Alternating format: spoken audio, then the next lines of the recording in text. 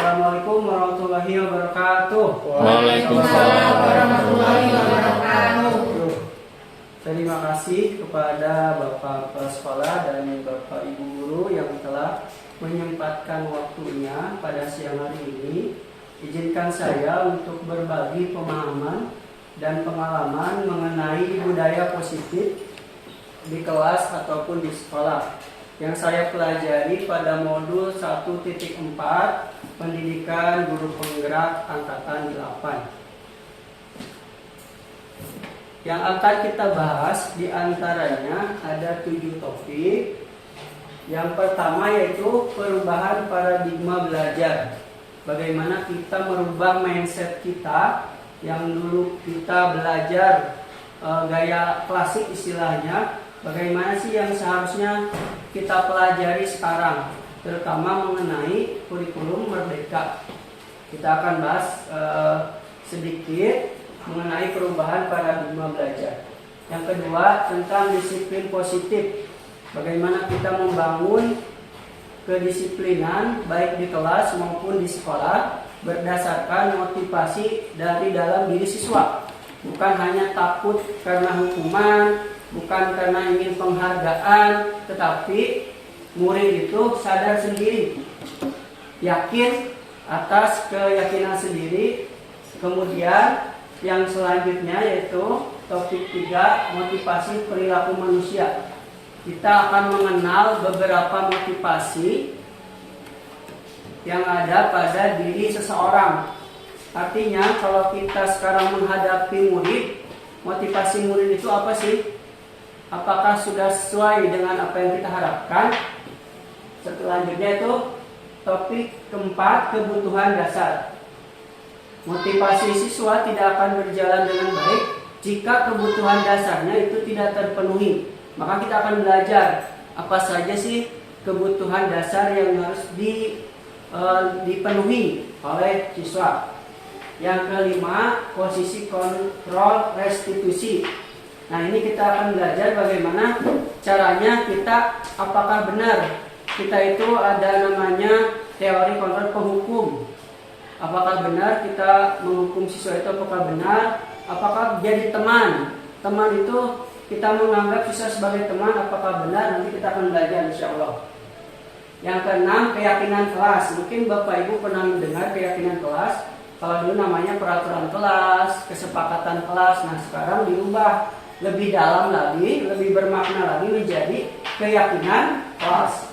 Yang ketujuh, segitiga restitusi. Bagaimana menjalankan satu posisi kontrol yang paling ideal, yaitu dengan menggunakan segitiga restitusi. Mudah-mudahan dari ketujuh topik ini Ibu Bapak bisa mengambil beberapa pelajaran yang bisa nanti diimplementasikan di kelas.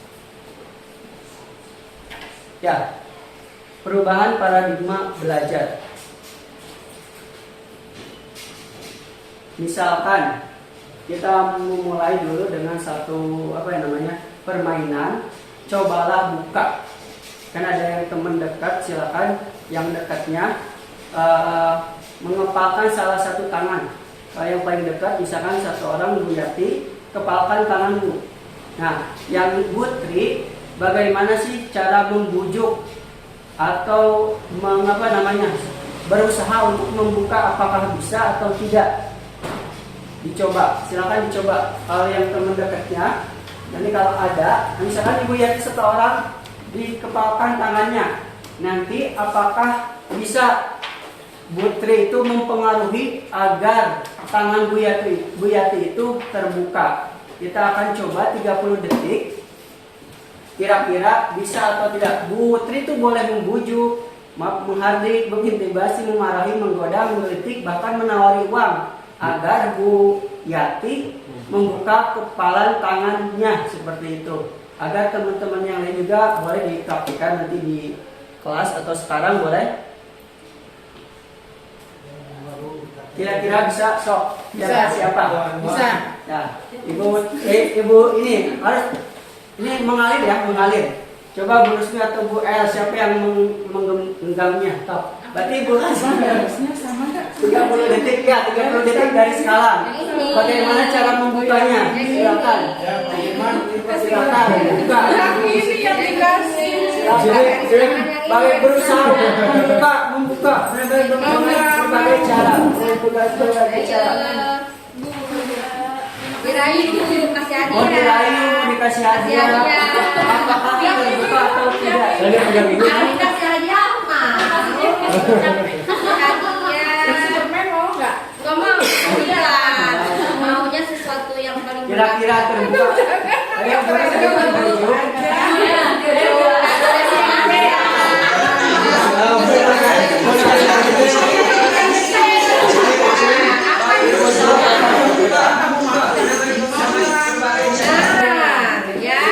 Harus dibeliin ya. Gitu. Yang cukup uang aku. Aku pengennya tas bagus. Kalau uang aku Kira-kira. Lebih Bu, lebih 30 detik. Ya, boleh. Ya, masih ada lagi. Mau ngasih beras katanya ini.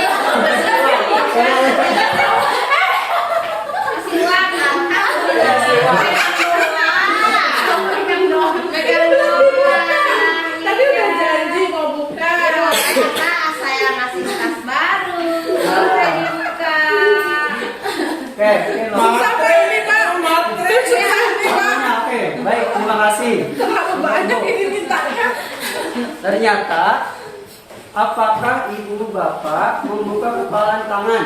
Membuka tidak? Tidak ya? Mengapa tidak membuka? Karena punya pendirian. Karena tidak mau, karena punya pendirian. Terus, Karena mau dibujuk. karena mau dibujuk, Tidak tertarik. tidak tertarik. Kemudian, apakah ibu bapak menutup kepalan tangannya? Dalam kegiatan ini sesungguhnya siapa yang memiliki kontrol atau kendali untuk menutup kepalan tangan? Dirinya sendiri. Dirinya sendiri. Nah gitu. Sama dengan murid juga. Kita ingin murid kita itu seperti A, seperti B dengan memaksa mereka. Padahal yang memiliki kontrol untuk dirinya sendiri itu ada siapa? Muridnya. Jadi kita tidak bisa memaksa misalkan si A jago matematika istilahnya. Padahal anak tersebut memang jago dalam pelajaran yang lain. Bagaimanapun kita membujuk, bahkan kita memaksa, menghardik, malah menjadi negatif nanti untuk siswa tersebut. Maka harus mengenal dulu karakter siswa. Kita akan merubah mindset kita bahwa siswa itu harus sesuai dengan keinginan kita. Padahal salah ya. Jadi kita pun tidak bisa mengontrol sepenuhnya siswa tersebut. Kita hanya bisa mengarahkan apa potensi yang ada di dalam siswa. Nah ini yang salah, bahwa guru bisa mengontrol murid. Tadi kita saja tidak bisa mempengaruhi teman kita, orang lain untuk membuka hal yang sepele saja. Kalau dia punya pendirian susah. Apalagi murid kita dengan berbagai karakter, berbagai minat dan bakatnya, tidak bisa semua kita harus memaksa untuk menjadi apa yang kita mau. Kemudian semua penguatan positif efektif dan bermanfaat. Contoh misalkan penguatan positif, anak yang dihukum dengan cara yang positif sebenarnya hanya berdampak jangka pendek. Misalkan ada yang terlambat, kalau misalkan yang negatif suruh kita push up istilahnya, tetapi yang positif suruh mengaji atau disuruh mengambil sampah. Itu kira-kira dampaknya jangka pendek atau jangka panjang. Kalau dia hanya mengambil sampah karena dihukum saja, mungkin besoknya tidak akan pernah lagi mengambil sampah, karena yang timbul itu dari luar, bukan dari kesadaran atau keyakinan dirinya sendiri. Kemudian bahwa kritik dan membuat orang bersalah dapat menguatkan karakter. Sama ini dengan menghukum. Menghukum itu tidak akan bisa merubah karakter seseorang, bahkan mungkin mungkin bisa lebih parah nantinya. Maka apa nanti yang akan kita lakukan? Selanjutnya kita akan pelajari di modul yang lain. Nah, satu lagi bahwa orang dewasa memiliki hak untuk memaksa. Walaupun kita paling dewasa sebagai orang tua, tetap kita itu tidak bisa memaksakan apa namanya, semua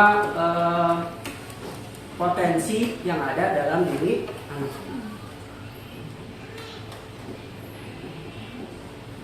Disiplin positif, disiplin diri berarti bertanggung jawab terhadap apa yang dilakukannya, karena mereka mendasarkan tindakan pada nilai-nilai kebajikan universal. Disiplin dimaksud adalah disiplin diri yang memotivasi internal. Jadi bukan hanya karena ada hukuman, penghargaan, tapi memang timbul dari kesadaran motivasi internal dari dalam diri sendiri. Nah, itu tugas guru itu memunculkan motivasi yang ada dalam diri siswa. Bagaimana caranya? Nanti kita akan bahas trik dan tipsnya ada, insya Allah. Nilai-nilai kebajikan adalah sifat-sifat positif. Kalau misalkan tadi contoh membuang sampah pada tempatnya, berarti nilai-nilai kebajikannya apa kira-kira Bapak Ibu? Nilai-nilai kebajikan. Kalau misalkan kita menggunakan helm karena takut polisi atau karena takut apa? Takut kecelakaan. Kecelakaan. Berarti nilai kebajikannya apa? Keamanan. Keamanan. Tuh Bu, apalagi? Keselamatan, ya betul. Nah, itu nilai-nilai kebajikan. Kita di sekolah membuang sampah, berarti nilai kebajikannya apa? Nilai kebersihan. Kebersihan, kesehatan, bisa ya?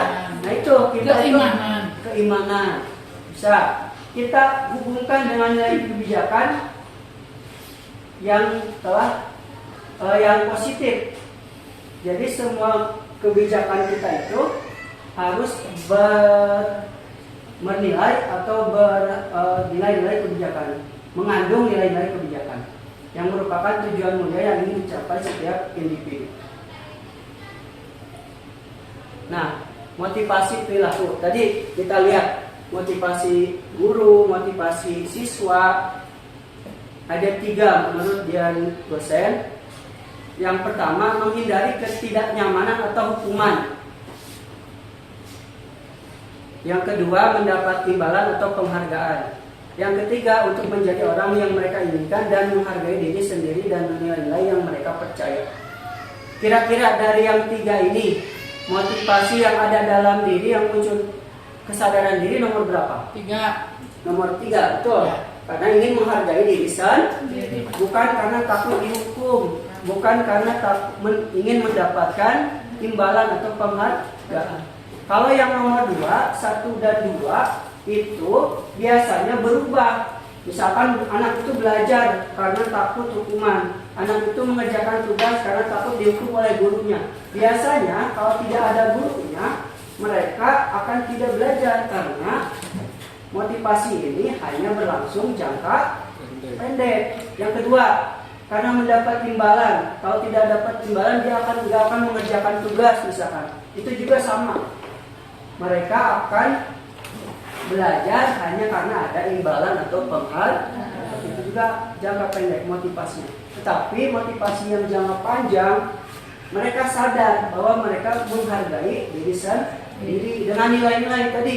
Nilai-nilai dia itu apa? Dia tuh pengen jadi seperti apa, ingin menjadi seperti apa. Bahwa dia memiliki nilai kebersihan, berarti dia akan menjaga lingkungannya. Dia akan memiliki nilai keselamatan, dia akan berhati-hati dengan teman di kelasnya, misalnya seperti itu.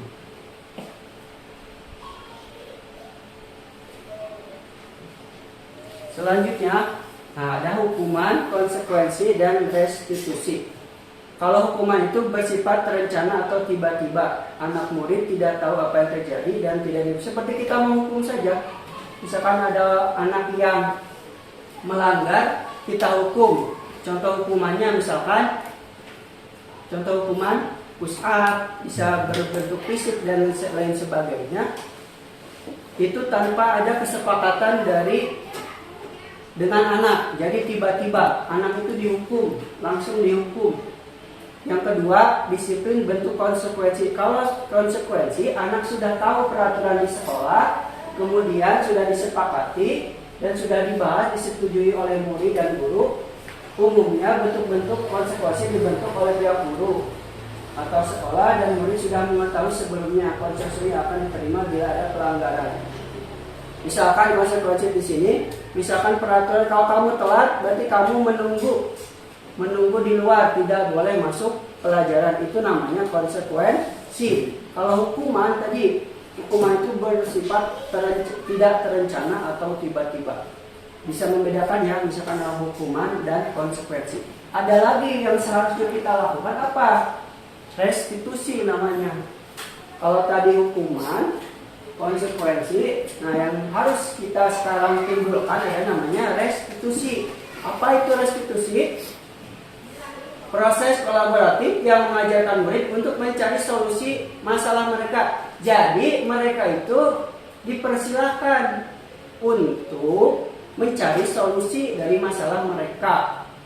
Misalkan tadi anak yang terlambat sekolah tidak langsung dihukum push up atau tidak langsung dikonsekuensi bahwa mereka tidak bisa masuk kelas, tapi ditanya dulu alasannya apa, kemudian bagaimana kamu cara agar tidak terlambat sekolah, jadi dikembalikan lagi ke anak tersebut.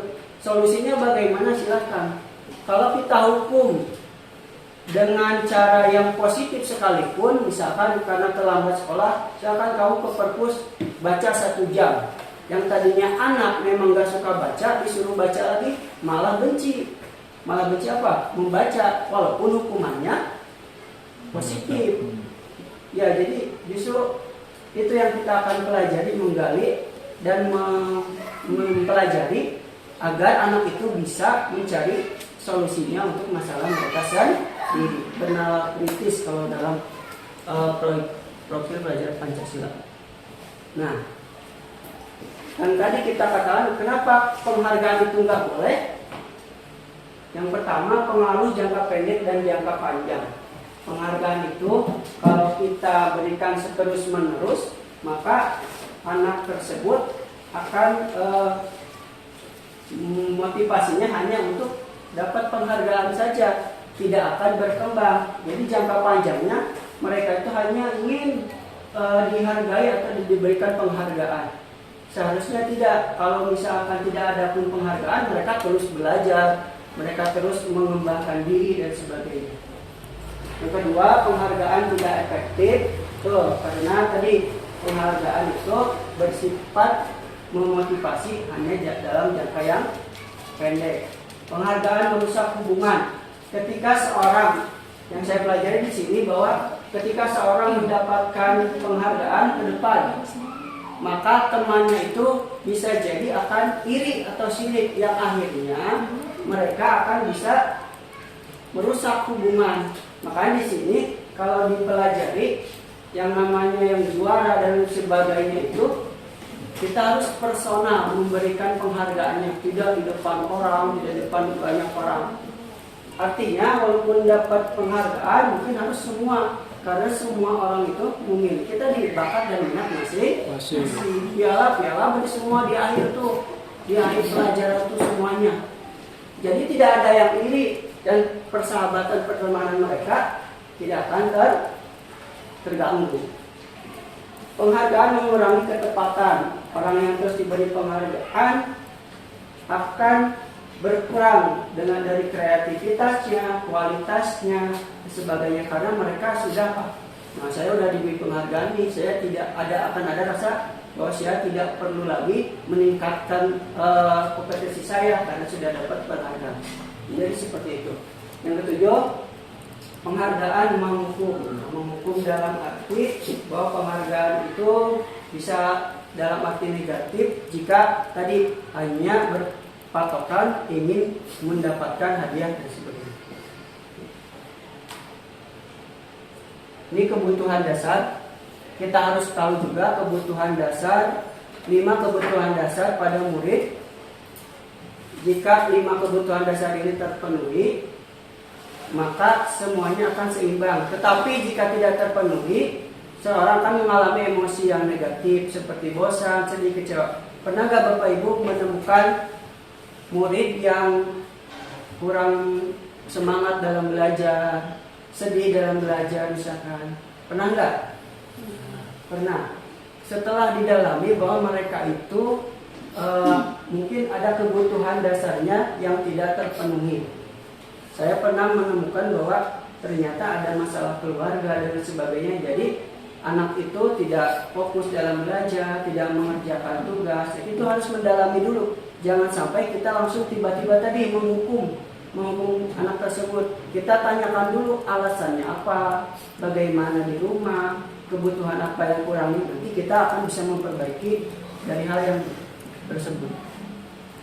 Apa saja? Yang pertama, 5 kebutuhan dasar manusia yaitu bertahan hidup, merasa diterima, cinta dan kasih sayang. Nah, ini kira-kira kalau di rumahnya anak itu broken home, ada masalah keluarga, fokus tidak kalau belajar? Tentunya tidak akan terlalu fokus ya. Nah, kita harus mengerti dulu bagaimana mereka itu di sekolah, bagaimana mereka itu di rumah. Kebebasan, kesenangan, penguasaan. Ya, ada 5 kebutuhan dasar termasuk guru juga. Kalau misalkan ada yang menyimpang, mohon maaf nih. Berarti beberapa yang ini kita harus telusuri terlebih dahulu apakah ini juga bisa kita terapkan pada keluarga, pada murid, sekolah dan di rumah. Penguasaan, kesenangan dan kebebasan. Bagi seorang guru sangatlah penting bagi kita untuk mengetahui kebutuhan dasar murid-murid agar kita mengetahui alasan di balik sikap dan tingkah laku mereka. Jadi harus menggali dulu alasannya apa, jangan sampai kita langsung menghukum anak. 5 kebutuhan dasar. Yang pertama bertahan hidup, yang kedua cinta dan kasih sayang, yang ketiga kebebasan, yang keempat kesenangan, yang kelima penguasaan.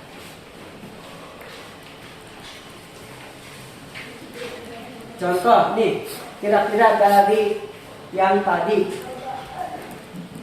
kebutuhan apa yang kurang dari nomor 1?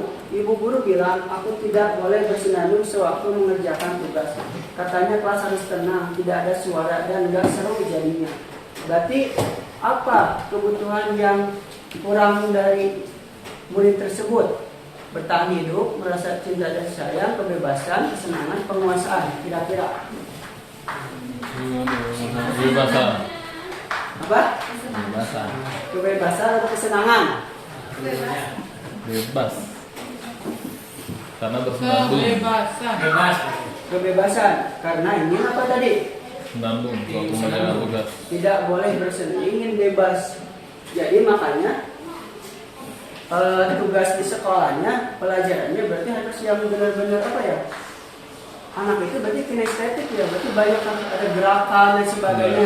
Kita bisa memunculkan tadi motivasi belajar. Ya. Yang kedua, ibu guru tidak menyapa aku hari ini, padahal aku pakai jepit rambut baru. Artinya nggak sayang. Apa? Kasih sayang. Ya, kasih sayang, cinta dan kasih sayang.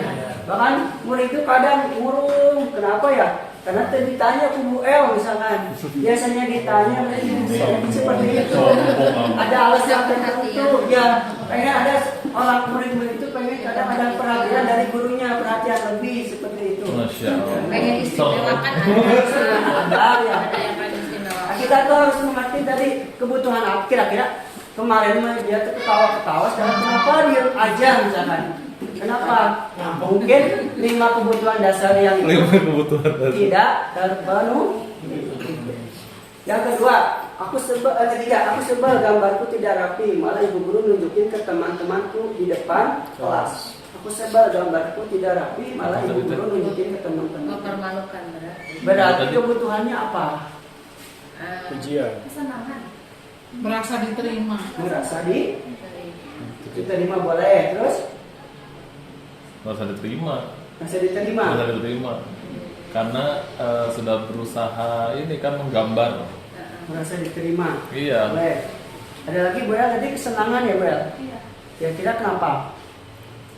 Karena sebal kan. Jadi Sebal. sedih gitu. Butuh happy. Kayak memang dipuji gitu. Iya. Iya, berterima. Betul, semua pendapat Bapak Ibu betul.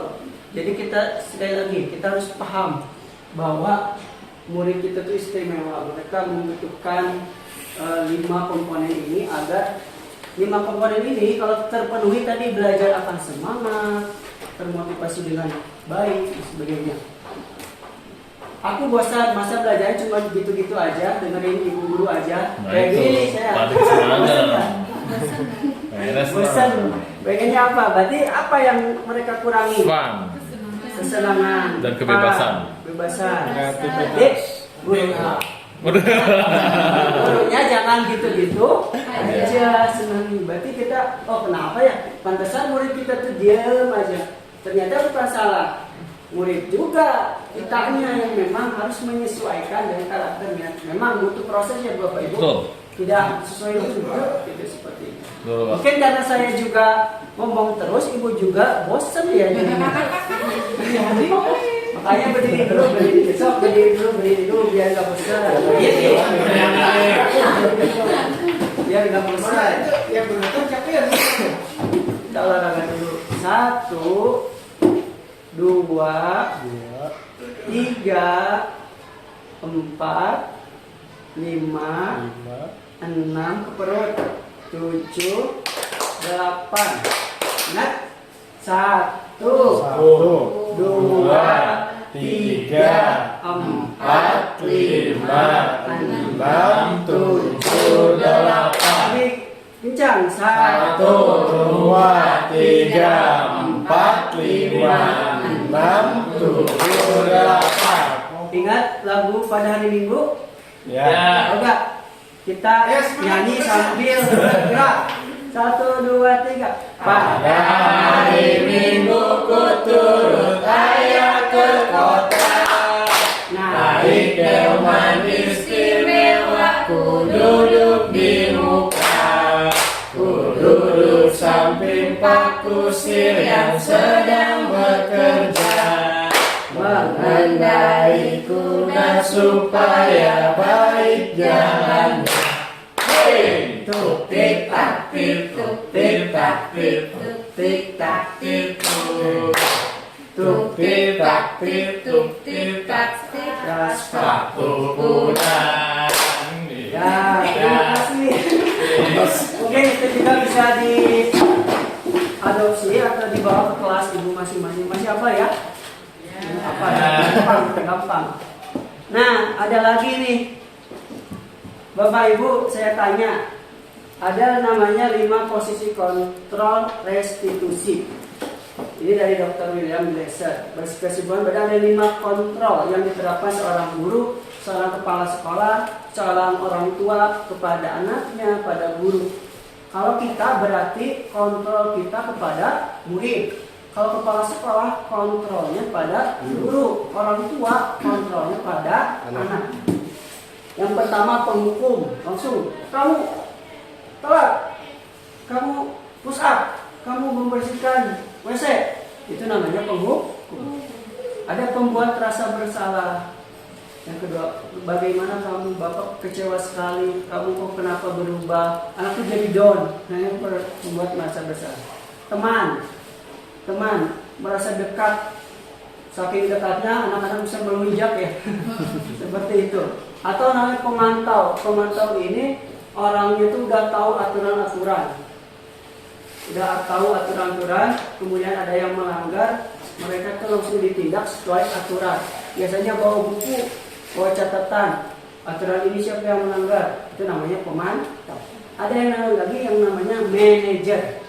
Manajer itu tadi menggunakan kontrol restitusi, mengembalikan lagi setiap solusinya itu kembalikan lagi kepada murid. Kira-kira selama ini sebagai guru mana yang sering kita terapkan atau posisi mana yang sering kita lakukan? Kalau saya sih selama ini teman, Bapak Ibu, jujur saja teman. Ternyata teman itu nanti kita bahas, teman itu apakah baik atau benar. Kira-kira Bapak Ibu, kira-kira yang mana? Jadi manajer. Oh, udah jadi manajer. Jadi masalah. Media ini seperti apa? Ini kita bahas. Lebih ke teman, Pak. Teman. Lebih ke teman. Teman. Ada lagi Bapak Ibu? Kira-kira kalau langsung menghukum anak tuh. Kebanyakan sih posisi mana? Mungkin teman ya, Ya. yang kurang tahu tuh Bapak Ibu silakan menilai dari sini. Jadi refleksi. Jadi mana yang kita posisi mana yang sering kita lakukan. Tapi terkadang gimana situasi juga sih Pak. Ya, apakah bagaimana harus semuanya itu kita lakukan atau seperti apa kita bahas terlebih dahulu. Pertama, penghukum. Ini perbedaannya, penghukum. Menghardik, menunjuk-nunjuk, menyakiti, menyindir. Itu guru zaman dulu ya, misalkan, mohon maaf ya, tapi emang efeknya bagus ya. Ya. Betul Pak. Kita tidak Betul, bisa, setuju. kita tidak bisa apa namanya, menyalahkan juga. Ya. Tapi dengan zaman sekarang itu tidak sesuai dengan murid-murid kita yang memahami teknologi. Iya, Insya Allah Pak. Ya. Di penjara. Seperti itu. Guru berbuat. Guru berkata, kalau yang hukum begini, kalau kamu tidak melakukannya, saya akan. Kalau kamu tidak melaksanakan tugas, saya akan menyuruh kamu lari ke lapangan, misalnya 10 kali. Itu penghukum, bisa dipahami ya Bang Iwi ya? Paham. Ya. Hasilnya, anak itu akan memberontak, pendendam, menyalahkan orang lain. Oh iya, dulu olahraga per SD saya kita push up. Ingat. Jadi nabi kalah, ingat. Ingat sampai sekarang Ingat saya sampai juga. dulu. Itu agama. Emang benar guru agama. Aduh. Iya emang benar guru agama. Benar nggak? Berarti ibu Sampai sekarang. jangan memposisikan sebagai penghukum, nanti ke anaknya takutnya ibu nanti diingat lagi. Iya. Ingatnya tuh ingat yang dihukumnya, bukan yang positifnya. Tapi positifnya ada Pak sampai Ada. sekarang. Apa Ada. kayak guru kelas misalkan nih. Ya, ya. Saya ke depan kan perkalian. Bisa. Satu kali kan nggak inget kan? Ya, ingat. Oh pakai penggaris inget. Ya, ya. Udah gitu kan mikir harus bisa. Besok nyari ambil bisa. Jadi Ada. langsung inget isiun gitu. Karena takut itu. Karena Jadi, bisa terpaksa kan Pak. Terpaksa. Tapi setelah itu ngapain ke kalian itu? Enggak. Ente loh. Nah, Yang dia tapi- itu karena takut dia nggak akan Nah. motivasinya nggak akan berjangka karena takut mestinya si bapaknya mesti ngajarin. Naik kelas kita naik kelas gitu Gitu kan? Ya. Nah, itu Gitu. tuh. Jadi penghukum itu kalau kita dilaksanakan di kelas itu nggak akan. Yang pertama nanti akan jadi pendendam, yang kemudian motivasi belajar siswa itu malah Berkurang. kurang pendek sih. Hanya karena takut oleh Pak Firman dan takut Pak Ahoy Mager, dan sebagainya. Sudah diusahakan. Disuruh lari mulu. Alhamdulillah kita mah nggak di posisi ini ya, enggak ya? Insya Allah. Insya Allah. Insya Yang Allah. kedua, Iya. membuat orang merasa bersalah, berceramah menunjukkan kekecewaan mendalam. Kamu sudah mengecewakan ibu bapak. Jadi anak itu Menyudutkan. mengatakan, Menyudutkan ya. bapak banggakan kamu, ibu banggakan kamu, tapi kamu Kamu kenapa malah- melanggar pelajaran, melanggar aturan sekolah? Bapak kecewa sama kamu. Anaknya jadi ngawulan, tunduk karena merasa bersalah. Iya. Ya, nggak boleh. Jadi nanti hasilnya menyembunyikan, menyangkal, berbohong. Enggak Pak, saya enggak melakukan itu. Enggak Bu, padahal mereka melakukan. Malah nanti berbohong. Itu pun hasilnya negatif. Teman, nah ini teman, kita memposisikan misalkan sebagai teman kepada murid kita, membuat alasan-alasan untuk murid-muridnya. Lakukan untuk Bapak Ibu ya, sudah nanti Bapak Ibu bantu bereskan. Yang menganggap sebagai teman bagaimana sih? Jadi anak itu dekat, kemudian kita merasa bahwa mereka itu sebaya dengan kita bisa bantu mereka, yang akhirnya nanti hasilnya tergantung. Bahasa Sunda melunjak nanti, bisa jadi melunjak karena kita lebih dekat, boleh lebih dekat, cuma jangan sampai memposisikan sebagai bagaimanapun kita itu sebagai orang tua, yang orang tua ini tidak akan bisa berbandingan sebanding dengan seorang teman. Gak bisa, kita tetap harus memposisikan kita sebagai orang tua. Pemantau, menghitung dan mengukur, ini jeli. Tahu peraturan, tahu poin-poin. Tuh, gurunya berkata, apa peraturannya? Apa konsekuensinya kalau kamu memakai sendal? Udah dicopot lah sendal deh. Misalkan, apa yang telah kamu lakukan, apa yang saya terjadi? Nanti hasilnya dia akan menaati peraturan hanya bila diawasi. Kalau yang pemantau, siun hanya jadi pemantau. Yang kontrol diri, yang manajer, nah ini yang kita harus apa namanya? harus usahakan, karena yang paling ideal di sini adalah kita kontrol kita sebagai manajer di sekolah, di rumah, semuanya kita itu sebagai manajer mengajukan pertanyaan-pertanyaan. Apa yang kita yakini? Tadi kita udah buat kesepakatan misalkan. Apa yang kita yakini? Apa yang kamu meyakini hal tersebut? Kalau kamu meyakini, kamu kan mau memperbaikinya. Kalau kamu memperbaikinya, kira-kira hal tersebut akan menggambarkan apa tentang dirimu. Jadi menggali potensi diri sendiri. Kalau yang manajer itu bagaimana anak itu tadi bisa menyelesaikan masalah dari pikiran dia sendiri, tidak langsung dihukum, tidak langsung diajak oleh gurunya, nanti bapak beresin deh asal kamu rajin sekolahnya, tidak seperti itu. Tapi dia ditanya bagaimana kamu menyelesaikan masalah ini. Nanti akhirnya kalau dia berpikir saya terlambat terus, bagaimana saya memperbaiki masalah ini, mereka akan berpikir akan memperbaiki masalahnya, maka hasilnya akan menguatkan watak dan karakter. Nah ini kontrol yang paling ideal. Sekali lagi, kontrol yang paling ideal adalah kontrol sebagai manajer. Kata Pausto tadi, bisakah kita dikombinasikan? Setiap ada permasalahan, nggak mungkin kita jadi manajer terus misalnya. Ternyata paling minimal itu kita hanya bisa jadi pemantau, baru manajer. Jadi tidak bisa kita jadi penghukum, idealnya ya, penghukum, pembuat orang bersalah, teman. Karena pun kita banyak murid, tidak mungkin kita menanyakan satu-satu keyakinan kelasnya misalkan. Malah cukup kita minimal untuk saat ini dengan berprosesnya, kita ganti yang tadinya penghukum, yang tadinya pembuat merasa bersalah, yang tadinya teman, kita alihkan terlebih dahulu kepada pemantau. Yang akhirnya nanti kita insya Allah paling ideal itu adalah sebagai posisi manajer.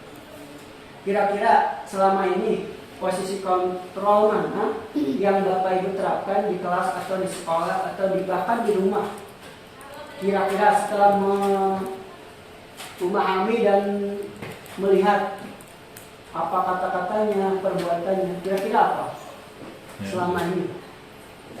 Kadang jadi teman, kadang jadi pemantau. Oh, kadang jadi teman, jadi ya sekarang yang harus dilakukan adalah manajer paling ideal. Setidaknya minimal apa tadi? Kalau tergantung keadaan, menyesuaikan. tadi kalau tergantung, bisakah nanti keadaannya seperti ini kita jadi penghukum, pembuat orang merasa bersalah dan teman, atau dikombinasikan?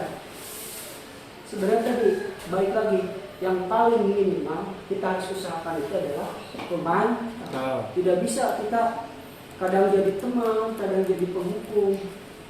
Untuk yang ideal zaman sekarang, apalagi nanti kita melaksanakan kurikulum sekali lagi, jadi tidak bisa dikombinasikan.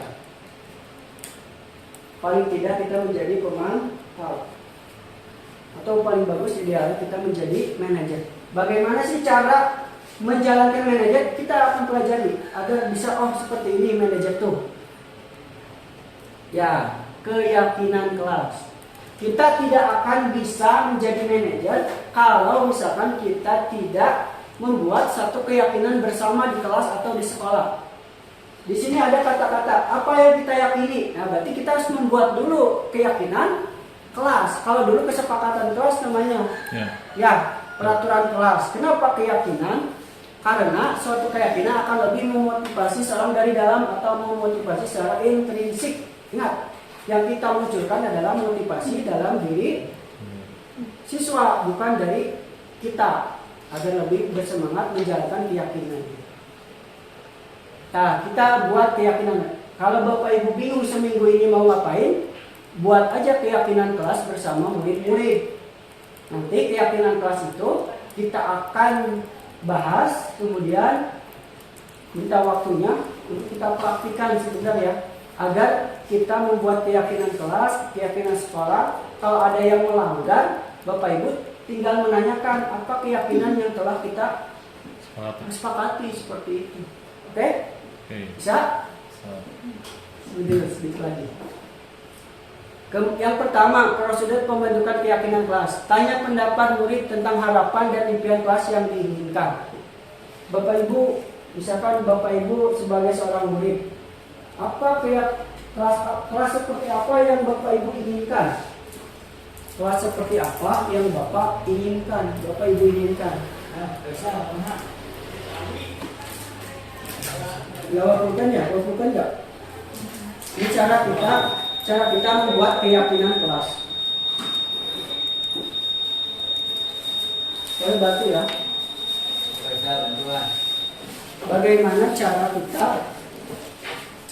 kelas seperti apa yang Bapak Ibu ini nanti bisa diimplementasikan kepada murid-murid ya.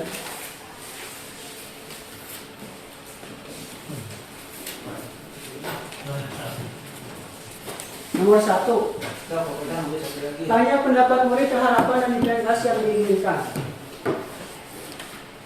Ya, yang diinginkan seperti apa? Nah, itu nanti ketika membuat keyakinan kelas maka seperti itu kepada murid. Nanti ditempelkan di karton dan ditempel di kelas sesuai dengan kesepakatan yang telah disepakati. Ini adalah nomor 1. Kita gali murid-murid kita itu pengen seperti apa sih di dalam kelas tersebut? Pengen bersih, pengen gak ada yang ngobrol misalkan.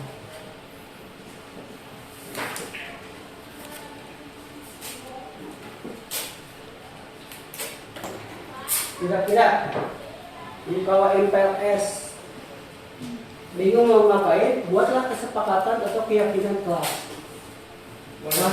Kelas itu pengen seperti apa sih?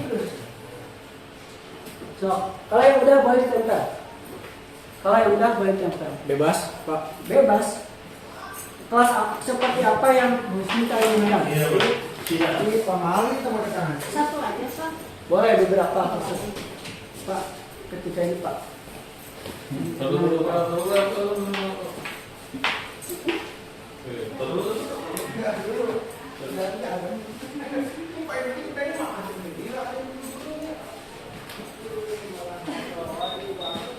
Keyakinan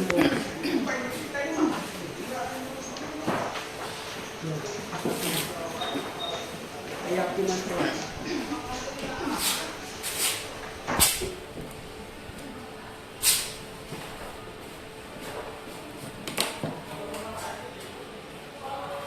Jika murid-murid menuliskan ya banyak sekali saling menghargai itu. Oke.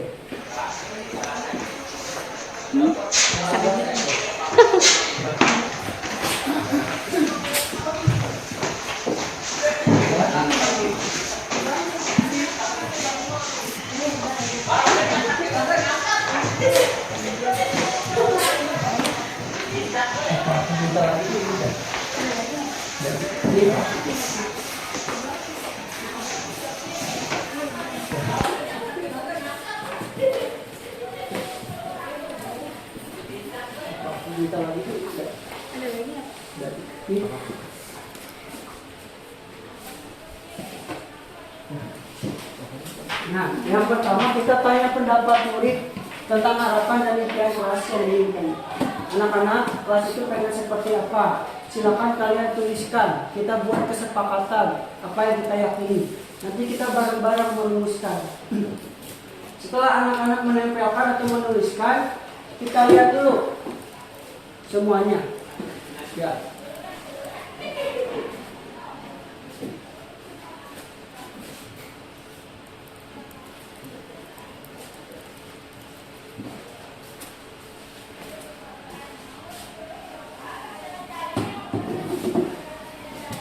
Yang kedua, prosedurnya, tanyakan ide dan murid untuk mencapai kesepakatan kelas impiannya. Gantilah kalimat dalam bentuk negatif menjadi positif. Ingat, dalam keyakinan kelas itu tidak boleh ada kata dilarang. Misalkan anak-anak, kalau guru itu nggak ada ya, misalkan nggak ada yang ini positif semua misalkan. Tapi anak kadang jangan makan di kelas, dilarang berisik. Nah itu kita rubah menjadi kata-kata yang lebih positif.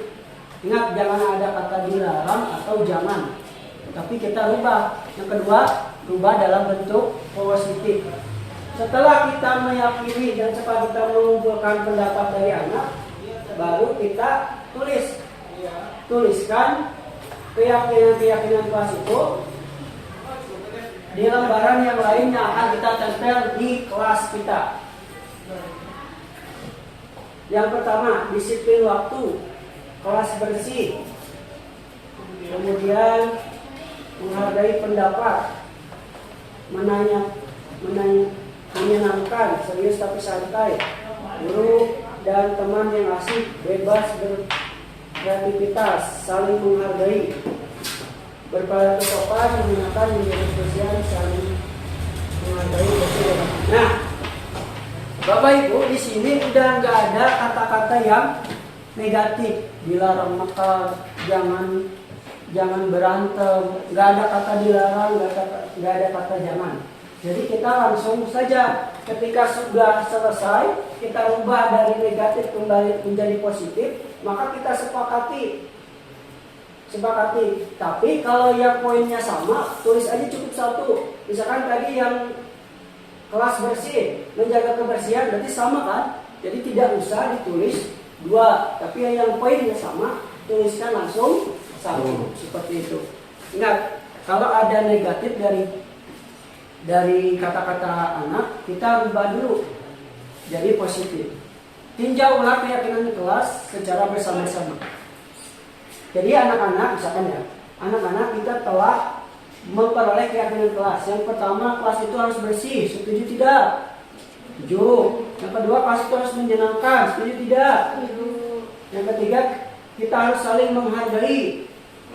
Setuju, misalkan. Semuanya sudah setuju, serius tapi santai, saling menghargai, berperilaku sopan, semuanya sudah setuju? Sudah. Setelah semuanya setuju, suruh murid tersebut menandatangani kesepakatan yang telah kita buat. Misalnya dari guru dulu. Ya anak, silakan. Ya, semuanya tanda tangan misalkan ya, contohnya ini. Nah. Oke. Misalkan semua anak sudah menandatangani. Kalau anak kan pakai pulpen nggak terlalu gede. Di bawahnya ya, ini di bawahnya ya. Ini namanya keyakinan, ini namanya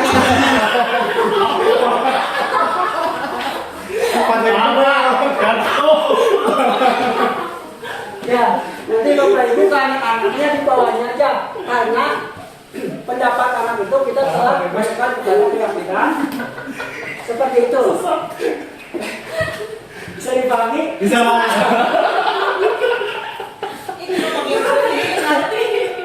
Bapak juga. Seharusnya untuk Bapak kepala sekolah juga. Berarti kalau di sini. Coba dikasih pasti Bapak. Nah, kalau Bapak berarti Bapak di sini berarti keyakinan sekolah. Jadi sekolah. Jadi yang isinya itu guru-guru Pak.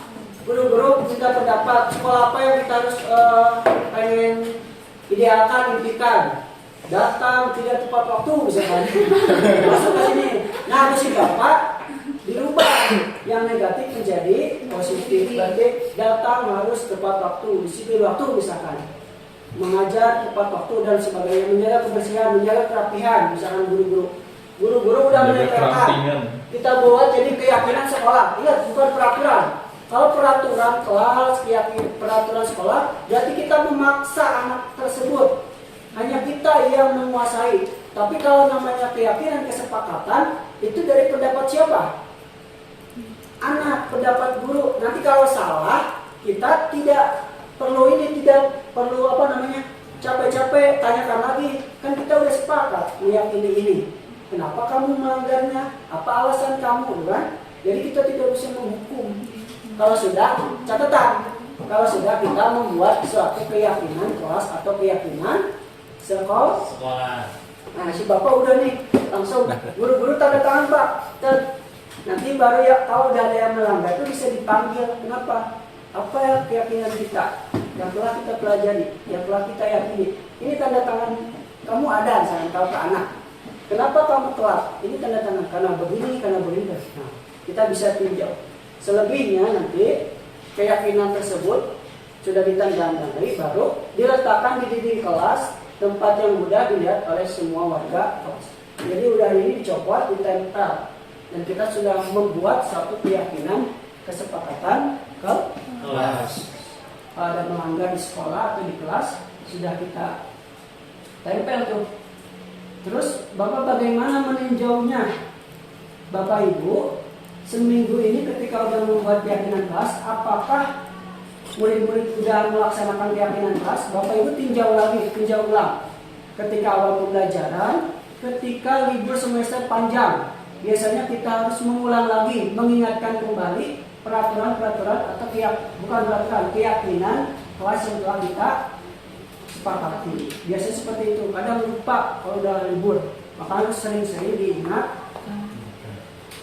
Sampai sini paham untuk membuat keyakinan kelas.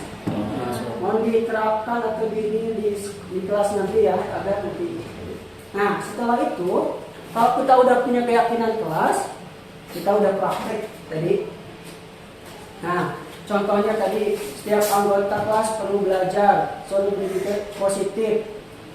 Kami meyakini bahwa sangat penting untuk menghormati semua orang dan barang orang lain. Ini contoh-contohnya saja. Nah, itu nanti ditempel di kelas. Pasti setiap keyakinan kelas, karena orangnya berbeda-beda, pasti pun berbeda karena karakteristik berbeda. Nah, untuk keyakinan kelas ini, tadi posisi manajer, kalau misalkan ada kesalahan dari anak, itu kita tidak bisa langsung menghukum. Kita harus memposisikan sebagai manajer. Yang pertama ada namanya menstabilkan identitas. Ketika anak bermasalah, melanggar satu keyakinan kelas atau sekolah, kita harus menjadi posisi manajer dengan menanyakan. Jangan sampai kita menyalahkan anak. Setiap orang pasti pernah melakukan kesalahan. Kamu bukan satu-satunya yang pernah melakukan ini. Ya, jadi namanya agar kegagalan tersebut tidak terus terpikir oleh anak. Yang pertama menstabilkan identitas. Ini yang manajer ya. Yang kedua, validasi tindakan yang salah. Kamu tentu punya alasan mengapa melakukan ini. Ingat, kalau anak bermasalah melanggar peraturan, ingat, mungkin salah satunya karena tadi 5 kebutuhan anak tidak terpenuhi. Kita langsung jangan menghukum anak, tapi menanyakan apa alasannya. Mungkin ada masalah keluarga, kita tidak tahu kan ya. Jadi harus menanyakan terlebih dahulu. Nah, yang ketiga, menanyakan keyakinan kelas apa yang telah kita sepakati. Misalkan anak tidak mengerjakan tugas atau telat, keyakinan kelas apa yang kita yakini. Kamu ingin menjadi orang seperti apa? Bagaimana cara kamu menyelesaikan masalah? Ini namanya segitiga restitusi yang kita bisa pelajari dan ambil dalam diri ketika kita posisi sebagai manajer. Manajer. Tapi untuk kasus-kasus yang ringan, kita tidak perlu sebenarnya untuk menstabilkan identitas, memvalidasi tindakan yang salah. Kalau yang ringan-ringan bisa langsung kepada menanyakan keyakinan kelas.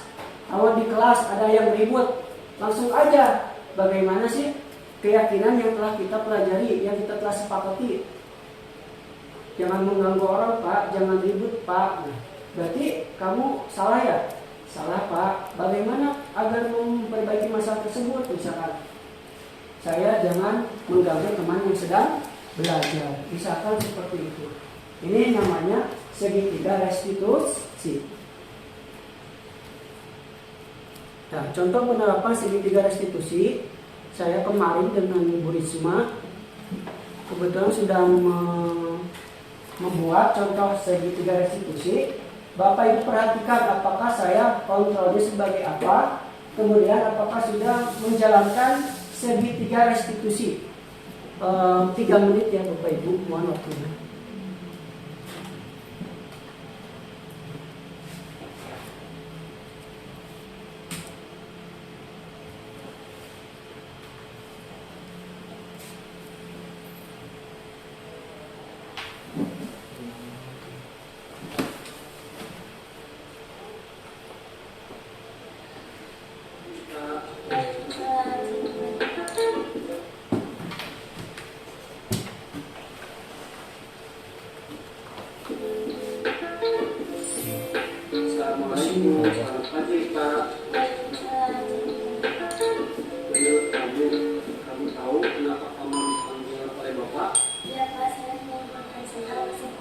sebentar.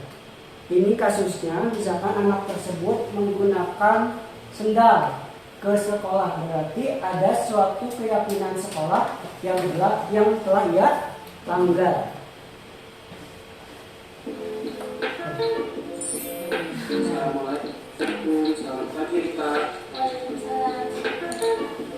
Menurut kamu tahu kenapa kamu dipanggil oleh Bapak? Ya Pak, saya mau memakai sendal ke sekolah. Beberapa hari yang lalu kamu pun memakai sendal. Sebenarnya apa yang terjadi? Kemarin hujan Pak, jadi sepatu saya basah. Nah, setahu Bapak, kemarin tidak hujan. Alasan itu kamu sudah pakai berulang-ulang. Baik Pak, saya mengerti. Menurut kamu, apakah menggunakan sendal ke sekolah itu benar? Tidak Pak, menggunakan sendal ke sekolah itu salah. Tidak ada manusia yang sempurna. Saya pun pernah melakukan kesalahan. Kita pasti bisa menyelesaikan ini. Iya Pak, Kamu pasti punya alasan kenapa kamu melakukan ini. saya menggunakan sendal ke sekolah karena berbicara keluar. Tampaknya kamu senang menggunakan sendal ke sekolah. Sekarang kita bicara tentang keyakinan sekolah. Apa yang kamu percaya dan apa yang belum kamu tunjukkan? Saya seorang murid yang disiplin dalam Nah, sekarang kamu sudah ingat tentang kesepakatan sekolah kita bahwa ketika sekolah kamu harus berpakaian yang rapi dan kemudian menggunakan sepatu. Kira-kira bagaimana cara kamu memperbaiki masalah ini? saya akan menyiapkan sepatu untuk sekolah. Oke, itu bisa dilakukan. Apakah ada masalah jika kamu besok menggunakan sepatu sekolah? Tidak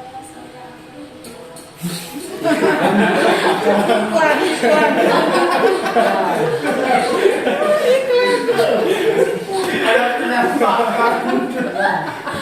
saya akan Ya, kira itu tadi Bapak Ibu, bagaimana kita menyikapi masalah di sekolah. Yang pertama kita harus menstabilkan identitas agar anak tersebut merasa tidak menjadi tertekan dengan mengatakan Bapak juga pernah melakukan kesalahan tersebut.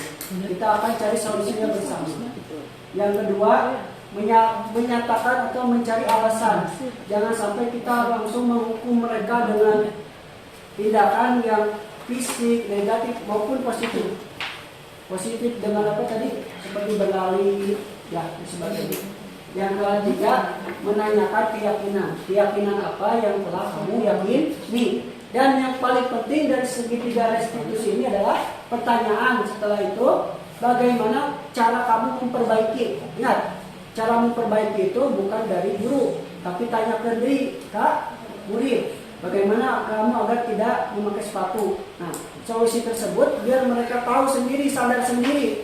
Biar sadar agar bisa memperbaikinya itu, mereka tahu, Pak, malam licin. Namun dia mau dikasih seperti, tapi gali terus.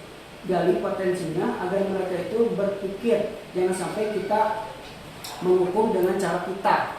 Tapi kembalikan lagi agar masalah tersebut bisa diselesaikan oleh diri sendiri. Nah itu tadi ujungnya moralnya P5 tadi, benar, kritis, mandiri, kreatif, itu yang kita akan munculkan itu seperti itu.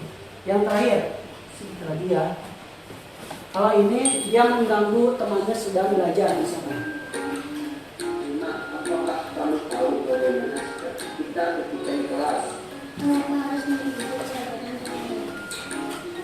Apakah besok akan ada masalah jika kamu mengikuti pelajaran dengan baik?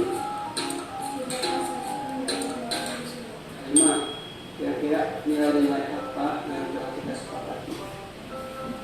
Dia mengalami dan disiplin dalam belajar. Kira-kira bagaimana kamu memperbaiki masalah ini? Baik, maka hargai usaha kamu untuk memperbaiki.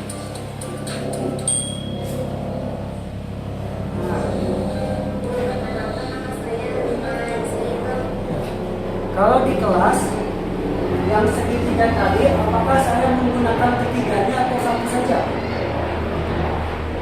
Ketiganya atau satu? Satu apa yang mana? Langsung dengan menanyakan keyakinan apa yang kamu kita sepakati. Jadi kalau muridnya banyak, tidak perlu kalau misalkan kasusnya itu ringan, tidak perlu menilai identitas, validasi tindakan yang salah, bisa langsung menanyakan keyakinan. Oke, terima kasih Bapak Ibu guru hebat. Mudah-mudahan apa yang saya sampaikan bisa bermanfaat untuk kita semua, khususnya untuk saya dan Ibu Bapak. Di sini ada yang mau sharing pengalamannya. Silakan, kira-kira. Itu tadi materi tentang budaya positif di kelas atau di sekolah. Mudah-mudahan dari apa yang saya sampaikan bisa ada yang menerap, walaupun sedikit bisa dibawa di kelas atau di sekolah kita. Terima kasih. Ada yang ingin sharing? Tidak ada, yang pulang ya. Maaf ya.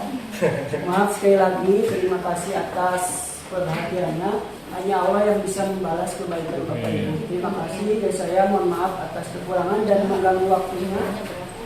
Nanti setelah ini bisa kita sharing-sharing. Walaupun tidak di forum ini, ketika santai, ketika apa, kita bareng-bareng ya. Terima kasih. Wassalamualaikum warahmatullahi wabarakatuh. Saya Bu Suryati dari SD Nacamaya 2. Pendapat saya tentang paparan tadi Pak Hoerudin, alhamdulillah untuk kedepannya saya udah punya gambaran gimana cara mengkondisikan anak, gimana cara memperlakukan anak dengan yang lebih efektif lah istilahnya ya, dengan paket kulit ya. Alhamdulillah, mudah-mudahan saya kedepannya bisa lebih baik lagi dengan pengalaman ini. Terima kasih. Assalamualaikum warahmatullahi wabarakatuh. Saya Pak Sasi, Kepala Sekolah SDN Nacamaya 2, Bogor Selatan. Menurut saya kegiatan yang sedang dilaksanakan oleh CGP pada minggu ini terutama tentang restitusi ini sangat baik sekali, bukan hanya bagi CGP sendiri sebagai seorang guru, tapi bagi yang lain, bagi guru-guru yang lain juga sangat membantu, sangat bermanfaat karena bisa membuka wawasan baru bagi mereka yang selama ini mungkin taunya hanya anak melanggar dihukum, anak punya prestasi dikasih penghargaan, belum ada yang mengerjakan yang seperti disampaikan oleh CGP saat ini. Jadi sekali lagi ini sangat bermanfaat sekali, mudah-mudahan bisa dikembangkan, dilaksanakan di setiap sekolah, bisa disebarluaskan lagi, tidak hanya di sekolah yang tempat CGP melaksanakan tugas. Itu saja. Assalamualaikum warahmatullahi wabarakatuh.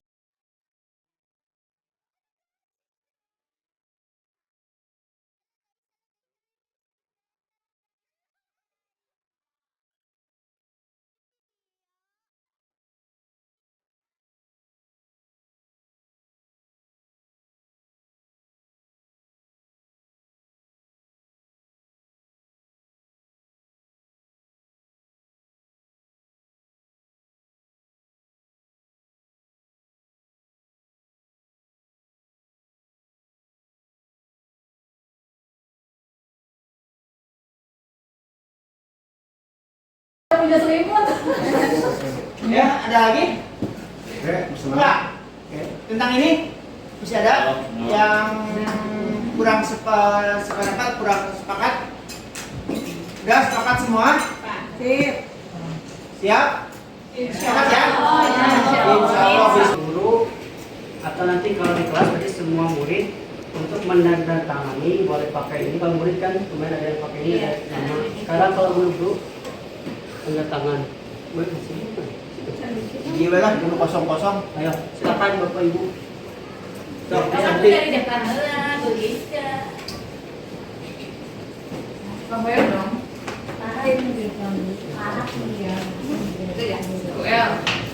Berarti ini pasangan di mana ya? Kamu pakai spidol. Oh, oke. Pakai spidol ya. Kalau sudah ditandatangan, semua dibuat ini. Bagi guru yang tidak hadir bagaimana Pak? Harus mengikuti. Ada Putri. Putri yang utama.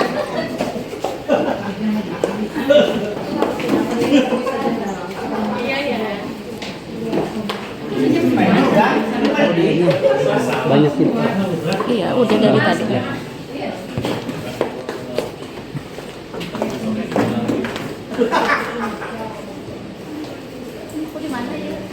Tadi udah kosongnya, terus sebut-sebut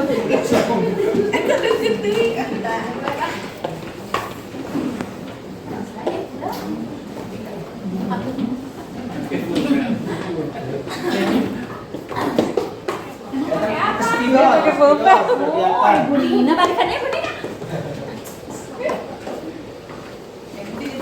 Oke, sekarang untuk tangan kampus up ya lo. Sahabat untuk kampus up. Siapin lawan aja. Ada.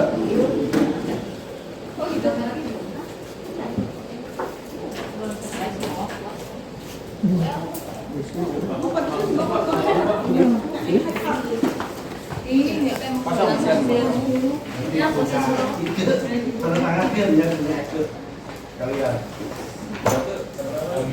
bisa udah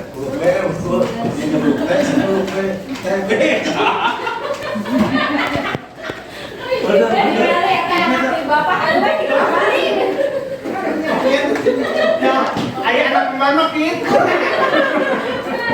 Dulu saya juga. Abi, 3.500 sudah. Hah?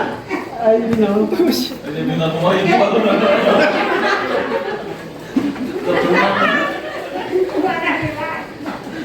Beda apa itu? Beda bi. Tinggal di bawah itu, Kenapa itu? Iya udah. Emang di kirian ya, Mas? Tidak. Baju sudah ada. Bi. Oh, dulu. Ada kan. Oh iya. Tutorial ya. Praktisi. Simulasi jadi artis. Kayak pemilu deh. TB mana tadi TB?